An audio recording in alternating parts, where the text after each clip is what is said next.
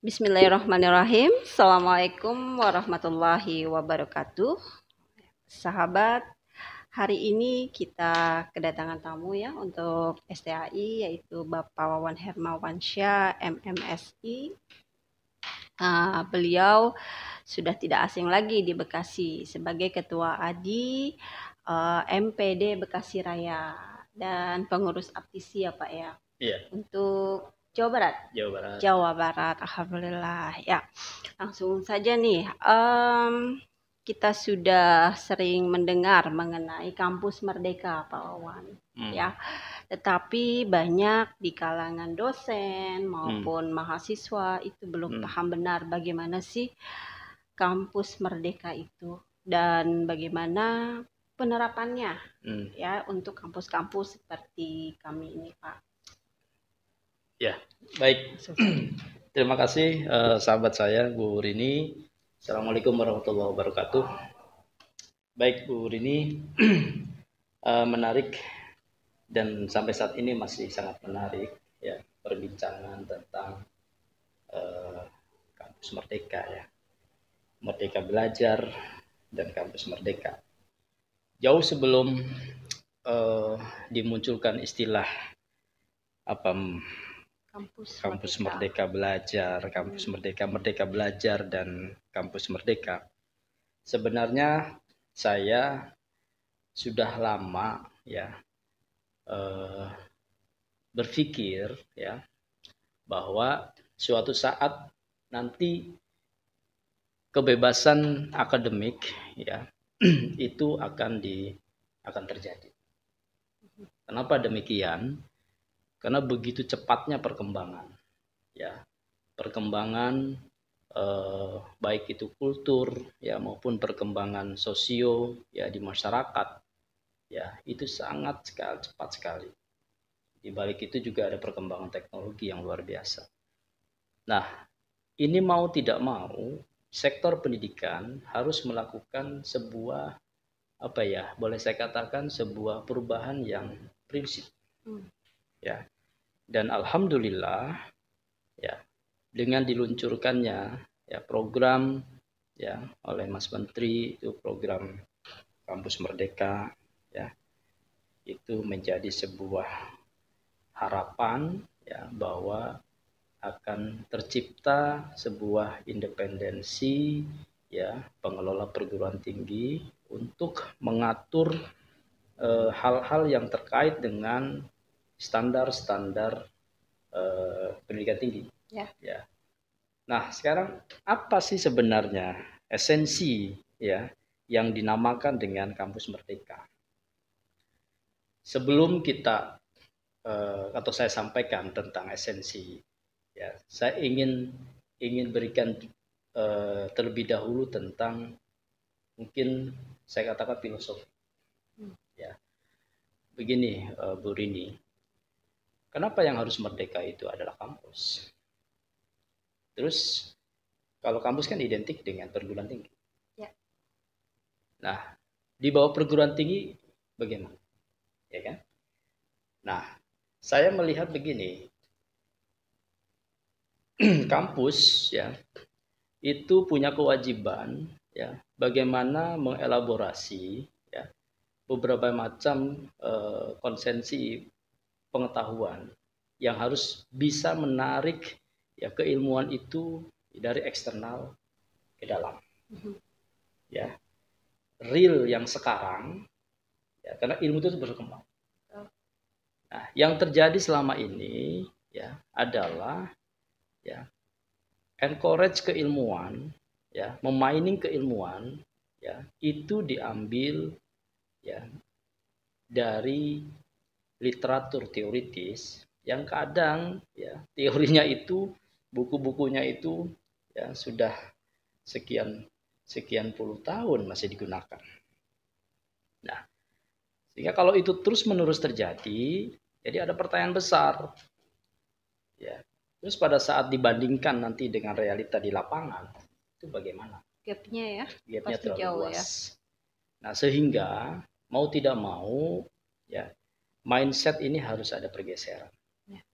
Ya, jadi harus bisa menangkap perubahan keilmuan di lingkungan dibawa ke kampus. Satu esensinya. Yang kedua, ya, sekarang ini adalah era globalisasi. Era globalisasi tidak bisa dipisahkan dari interaksi, baik itu mahasiswa maupun dosen, terlebih para pimpinan perguruan tinggi. Harus bisa berinteraksi, bukan hanya interaksi di kampus, internal saja.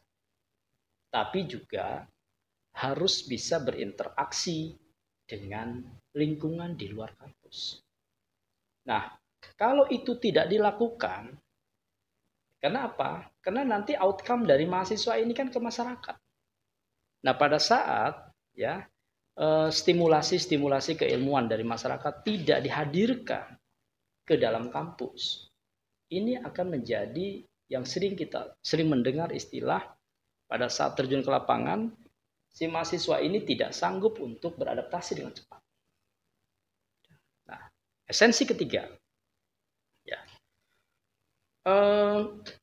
sekarang ini Bu Rini, ya, dengan masuknya revolusi industri 4.0, malah sekarang bukan lagi 4.0, sudah society 5.0 ya, malah 5.0. Ya. Nah, apa sebenarnya maknanya? Nah, ini harus disikapi dengan betul-betul implementasi di lapangan, bukan hanya paham tentang teorinya saja, tapi bagaimana implementasi hal tersebut di lapangan, khususnya di dunia pendidikan tinggi. Nah, sehingga ya, sekarang ini keilmuan ini tidak ada, mungkin akan bergeser ke arah keilmuan kolaborasi yang dinamakan dengan kolaborasi knowledge. Jadi mahasiswa ini, ya Bu Rini, ya, mahasiswa ini nanti dihadapkan kepada ya situasi ya yang dia harus berkarir di luar dari titel sarjananya. Nah, untuk itu maka kita harus mensiasati ya bagaimana mahasiswa ini ya, jika dia punya keahlian khusus ya, talenta yang berbeda ya, itu harus diberi ruang. Karena sekarang ini kondisinya ya Bu Rini ya, itu mahasiswa itu dihadapkan kepada multi talenta.